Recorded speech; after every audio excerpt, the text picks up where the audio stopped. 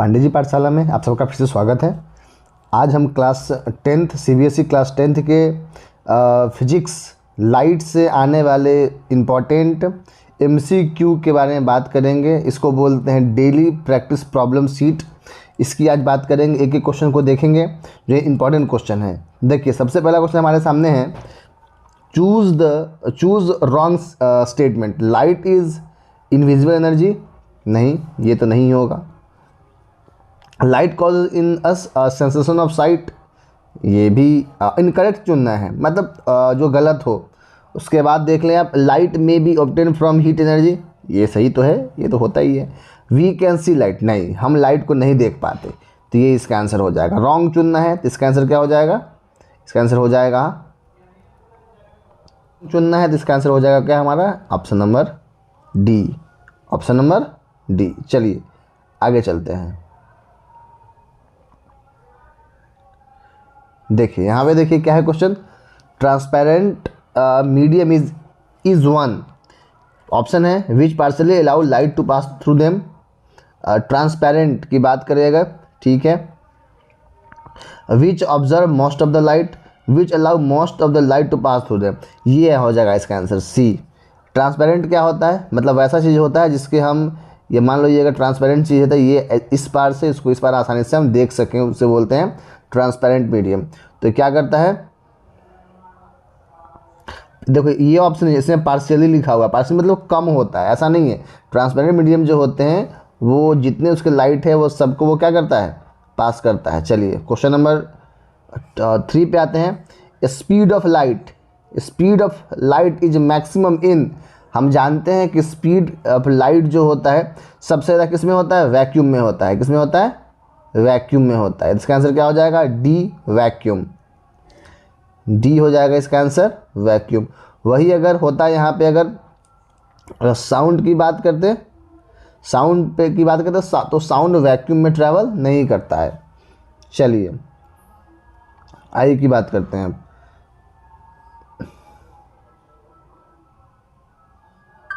तो सब लाइट ये है ना। अगर बात करें आगे की, आगे क्वेश्चन है हमारा, which of the following not a natural sources of light. Oil lamp, oil lamp ये एक नेचुरल सोर्स है। मून एक नेचुरल सोर्स नहीं है लाइट का। क्यों नहीं है? इसके पीछे भी रीज़न है। क्योंकि मून पे जो लाइट आती है ना, जो मून पे जो लाइट आता है वो कहाँ होता है? मून पे जो लाइट आता है ये कहाँ से आता है? सन से आता है। इसलिए हम कह सकते हैं मून जो है एक नेचुरल सोर्स ऑफ लाइट नहीं है। ओके, चलिए आई की बात करें अगर, क्वेश्चन नंबर 5 पे आते हैं। क्वेश्चन नंबर 5 कह रहा है कि लाइट क्या है। देखिए लाइट एक्चुअल में क्लास 8 तक हमें पढ़ना है कि लाइट एक पार्टिकल है, लेकिन 10th में वैसे कुछ बताया है नहीं, लेकिन यहाँ पे ये बता दिया। क्वांटम थ्योरी ने ये कहा था। क्वांटम थ्योरी क्या कहती है? ये कहती है कि लाइट दोनों होता है, वेव भी होता है प्लस पार्टिकल भी होता है। याद रखना है आपने, लाइट क्या होता है? वेव भी होता है और पार्टिकल भी होता है। इसलिए 5th का आंसर हो जाएगा ए। ये क्या है? अभी देखिए यहाँ पे ट्रांसवर्स वेव की बात करी है। मैकेनिकल वेव क्या होता है? साउंड होता है। साउंड एक क्या है? मैकेनिकल वेव है, ठीक है। इसलिए इसका आंसर क्या हो जाएगा? Transversal wave. 5th का option number A, transversal wave is the right answer. 6 की बात करें, example of transparent medium. Option number 6 है, क्वेश्चन नंबर 6 है कि ट्रांसपेरेंट मीडियम का कौन से एग्जाम्पल हो सकते हैं। चलिए अगर इसकी बात करें तो इसका आंसर हो जाएगा डी, ऑल। एयर भी एक ट्रांसपेरेंट है, आसानी से देख सकते हैं। डिस्टिल्ड वाटर भी एक ट्रांसपेरेंट है, और ग्लास तो ट्रांसपेरेंट है ही। तो ये इसका मतलब इसका आंसर हो जाएगा ऑल ऑफ दीज। 7th की बात करें अगर, 7th की अगर बात करते हैं तो straight line path along which light travel in A given direction is. Straight line path along which light travel in A given direction is. अब देखिए ये कह रहा है कि स्ट्रेट लाइन में लाइट ट्रेवल करता है, उसका क्या डायरेक्शन हो सकते हैं। क्वेश्चन नंबर 7 है, इसका ऑप्शन हो जाएगा ए। देखिए रे की बात कर रहा है, रे में क्या होता है, देखिए ये रे है, मतलब इसके एक इंड पॉइंट होते हैं, ये इंड पॉइंट है। बात सही है। मान लीजिए यहाँ से अगर हम टॉर्च को जलाते हैं, हमने यहाँ से टॉर्च को जलाया तो टॉर्च की रोशनी आगे की तरफ जाएगी ना, यहाँ इसके पीछे तो रोशनी बहुत कम जाएगी, नहीं ही जाएगी। जान लीजिए यहाँ से अगर टॉर्च जलाते हैं तो इसके आगे रोशनी जाएगी यहाँ पे। तो याद रखना है हमेशा कि लाइट का जो लाइट जो होता है वो हमेशा रे के रूप में होता है, उसके जो फैलाव होते हैं, स्प्रेडिंग होते हैं, वो रे के रूप में होता है। मतलब वन इंड उसका लॉक्ड होता है और दूसरे इंड से वो आगे की तरफ प्रोपोगेट करता है। चलिए आगे की बात करते हैं। क्वेश्चन नंबर 8 पे आइए। Thick layer of water is, water का जो थिक, देखिए ये थिक है, एक होता है थीन।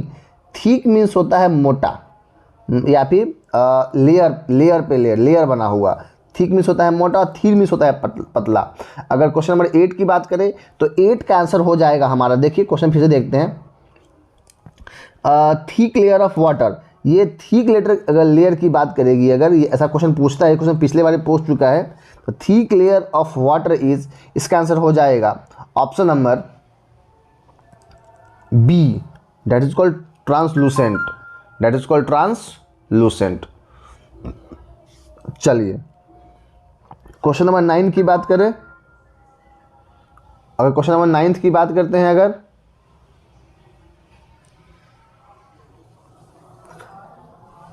क्वेश्चन नंबर 9 की बात करते हैं। अब देखिए यहाँ पे क्या है, which of the following figures obeys rectilinear propagation of light. अगर रेक्टिलिनियर की बात करें अगर, तो देखना पड़ेगा कि देखिए रेक्टिलिनियर क्या होता है, पहले उसके बारे में बात करते हैं। ये मान लीजिए कोई मीडियम है, मतलब ये सरफेस है, अगर लाइट सोर्स यहाँ से आ रही है, ठीक है, लाइट सोर्स यहाँ से आ रही है, अगर ये लाइट रिफ्लेक्ट कर गई, यहाँ से ऐसे आई, इस पॉइंट पे आकर यहाँ से रिफ्लेक्ट कर गई, तो यहाँ पर रिफ्लेक्शन का जो क्राइटेरिया था हो गया फुलफिल। इसका मतलब ये तो हमारा सही है, ये तो होगा ही। दूसरा देखिए ये फिगर नंबर सी, देखिए सी क्या कहता है। ये कोई अगर सरफेस है, यहाँ से लाइट अगर आती है ऐसे और ऐसे चली जाती है, इसका मतलब इसमें दो मीडियम काम कर रहे हैं, इसमें रिफ्लेक्शन और इसमें रिफ्रैक्शन काम कर रहा है, और ये 90 डिग्री पे तो होता ही है। इसका मतलब इसका आंसर क्या हो जाएगा, इसका आंसर हो जाएगा ऑप्शन नंबर डी, मतलब रेक्टिलिनियर प्रोपगेशन ऑफ लाइट में ये परपेंडिकुलर लाइट अगर सरफेस पे गिरेगा तो भी होगा, रिफ्लेक्शन करेगा फिर भी होगा, और रिफ्रैक्शन करेगा फिर भी होगा। चलिए क्वेश्चन नंबर 10 पे आते हैं। 10 की बात करेंगे तो क्या बोला है, देखिए in a plane mirror which layer act as a reflecting layer. इसकी बात करेगा, रिफ्लेक्टिंग लेयर की बात करेंगे तो आपको पता है कि मान लीजिए ये एक ट्रांसपेरेंट मीडियम है ना, ये एक ट्रांसपेरेंट मीडियम है। तो आप क्लास 8 में पढ़ोगे कि ट्रांसपेरेंट मीडियम को ओपेक करने के लिए लाइट कब करेगा रिफ्लेक्ट, जब ये ट्रांसपेरेंट मीडियम क्या बनेगा, ओपेक बनेगा। तो ओपेक करने के लिए क्या करते हैं, सिल्वर कोटिंग, क्या करते हैं, सिल्वर कोटिंग करते हैं, यहाँ पे सिल्वर का लेयर लगाते हैं। तो क्वेश्चन नंबर 10 का आंसर हो जाएगा ऑप्शन नंबर बी। यहाँ पे कुछ 2 नंबर के और 2 नंबर वाले 5 नंबर वाले क्वेश्चन दिए हुए हैं। अगर आपको पीडीएफ चाहिए, ऐसा ये जो मैंने इसको बनाया है, अगर आपको पीडीएफ चाहिए तो आप कमेंट सेक्शन में कमेंट कर सकते हैं, आपको पीडीएफ चाहिए तो। अगर देखिए ऐसे बहुत सारे क्वेश्चन हैं। अगर आगे की बात करें, एक सेट हम लोग और करेंगे आज। देखिए डीपीपी लाइट का सेकेंड नंबर डीपीपी है ये, डेली प्रैक्टिस सेट। इसका ऑप्शन क्वेश्चन नंबर 1 क्या कहता है, चलिए इसकी बात करते हैं। चलिए क्वेश्चन है कि normal always lie between the incident ray and the reflected ray when the rays incident obliquely on the surface then state true और फॉल्स। देखिए क्या कहा है कि जब नॉर्मल है ना, इंसिडेंट रे और रिफ्लेक्टेड रे के बीच में होता है, तो क्या जो रे का फॉर्मेशन होता है, इंसिडेंट रे जो होते हैं ऑब्लिकली गिरते हैं सरफेस पे, एकदम ऑब्लिकली गिरते हैं। अब क्यों, देखिए कैसे, मान लीजिए ये जो है एक मिरर है, ठीक है, ऑब्लिकली कहने का मतलब है इस प्रकार से, ऐसे, ठीक है। अगर ऐसे नहीं गिरेगा, ऐसे गिरता है तब तो ये होता है रिफ्लेक्ट। मान लो अगर ऐसे नहीं गिरेगा, अगर ऐसे गिरेगा तो ये 90 डिग्री का एंगल बना देगा। तो फिर एंगल ऑफ ये जो इंसिडेंट रे गिरा, तो यहाँ पर रिफ्लेक्टेड रे कहाँ यहाँ से निकला, नहीं वापस उसी पे चला जाएगा ना। तो ये तो लॉ ऑफ रिफ्लेक्शन को सेटिस्फाई नहीं कर पाएंगे, इसलिए इसका आंसर क्या हो जाएगा, इसका आंसर हो जाएगा ऑप्शन नंबर ए, ट्रू। अब देखिए, correct the wrong option, sorry choose the wrong option. Question number 2 कह रहा है चूज द रॉन्ग ऑप्शन, इसमें गलत कौन है। देखिए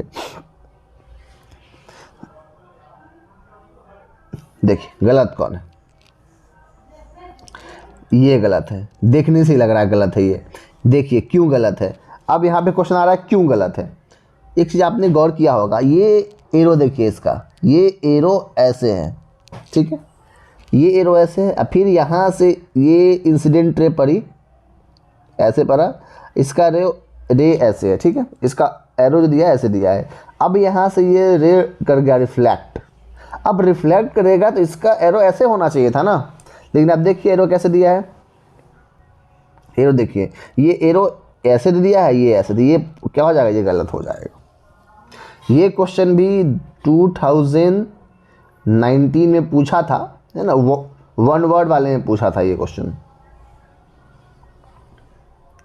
क्वेश्चन नंबर 3 पे आते हैं, a thin plane mirror. A thin plane mirror क्या है, क्या हो सकता है एक थिन प्लेन मिरर से। याद रखिएगा, प्लेन मिरर की बात होगी तो आप रिफ्लेक्शन ऑफ लाइट अगर ऑप्शन में है तो हम मार सकते हैं, मतलब लाइट को रिफ्लेक्ट करेगा। ओके चलो, क्वेश्चन नंबर 4 पे आते हैं, चलिए 4 पे आते हैं। Real image is formed when 2 और मोर। रियल इमेज कब फॉर्म होगा, ये बहुत अच्छा क्वेश्चन है। रियल इमेज कब फॉर्म होगा, देखिए रियल इमेज कब फॉर्म होगा, जब रिफ्लेक्टेड रे मिलेंगे, ऑप्शन नंबर ए तो सही मुझे लग रहा है, हाँ, और उसके साथ साथ रिफ्लेक्टेड रे मीट, हाँ ये भी सही है, मतलब फोर्थ सी ऑप्शन कहता है reflected ray appear to meet, नहीं अपीयर टू मीट कहने का मतलब मिलने वाला है, नहीं ऐसा नहीं हो सकता है। जब कभी भी मिलेगा तो ही क्या होगा, रिफ्लेक्शन या फिर रिफ्रैक्शन के टर्म्स प्रोसीड होंगे। इसका मतलब इसका ऑप्शन है ए एंड बी, तो आप आसानी से ऑप्शन नंबर डी का चुनाव कर सकते हैं, both A and B are correct. Question number 5 क्या कह दिया, स्टे ट्रू और false, laws of reflection are valid only for plane surface. Okay, दूसरा कहता है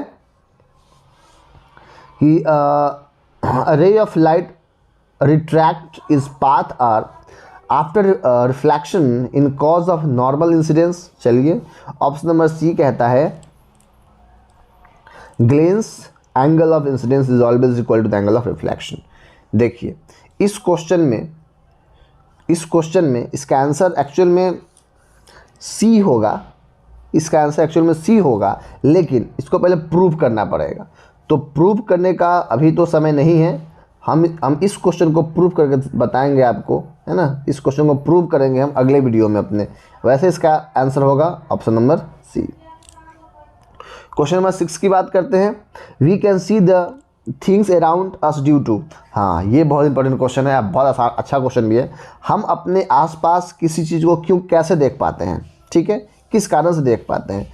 तो क्वेश्चन नंबर 6 का आंसर हो जाएगा, है ना, पहला है रेगुलर रिफ्लेक्शन। नहीं, रेगुलर रिफ्लेक्शन होगा तो हम चीज़ों को नहीं देख पाएंगे, एक बार में बहुत सारी चीज़ों को नहीं देख पाएंगे। हाँ, अगर इरेगुलर रिफ्लेक्शन हो जाए तो हम चीज़ों को आसानी से देख सकते हैं। इसका मतलब क्वेश्चन नंबर 6 का आंसर हो जाएगा ऑप्शन नंबर बी।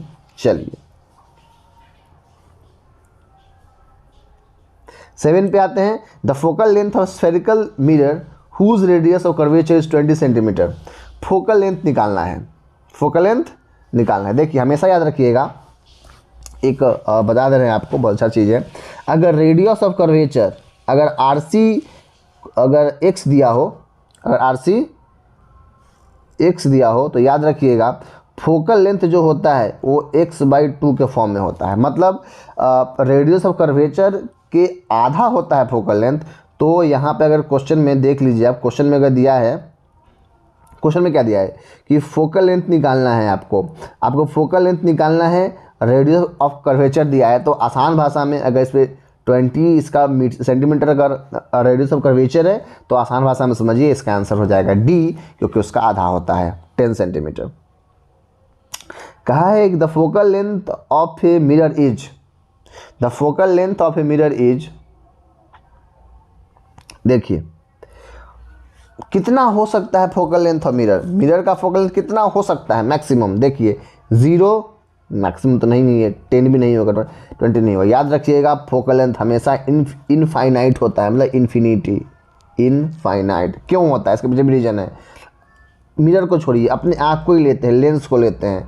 आपको याद होगा कि फार साइटेडनेस, हम कितनी दूरी तक देख सकते हैं, उसका जो लेंथ है वो इन्फिनिटी है। जहाँ तक हमारे आँख का जो ईयर का जो अपर्चर है, कर्वेचर भी कैसा अपर्चर है, जहाँ तक वो देख पाएगा फोकल लेंथ वहाँ तक होगा, वहाँ से चीज़ों को हम देख पाएंगे तो इन्फिनिटी हो जाएगा। लेकिन अगर शॉर्ट, अगर कितनी नज़दीक की चीज़ों को क्लियर देख पाएंगे तो है 25 सेंटीमीटर, याद रखिएगा, है ना। आँख से हम किसी चीज़ को साफ सुथरे कैसे देख, कितने दूर पर देख पाएंगे, तो 25 सेंटीमीटर तक। अगर किसी ऑब्जेक्ट की डिस्टेंस अगर आपके आँख से 25 सेंटीमीटर दूर है तो उन चीज़ों को हम क्लियर देख पाएंगे।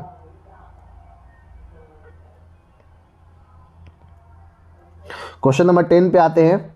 अ ray of light is incident on a plane mirror at angle of incidence i, okay, angle of incidence i से कोई रे ऑफ लाइट गिरती है किसी प्लेन मिरर पे, then the ray of light reflect is deviated by an angle q equal to, हाँ, तब वो गिरने के बाद जब रिफ्लेक्शन होता है तो उसमें रिफ्लेक्शन के बाद डेविएट मतलब मुड़ जाना, वो मुड़ जाता है एंगल क्यू से, है ना।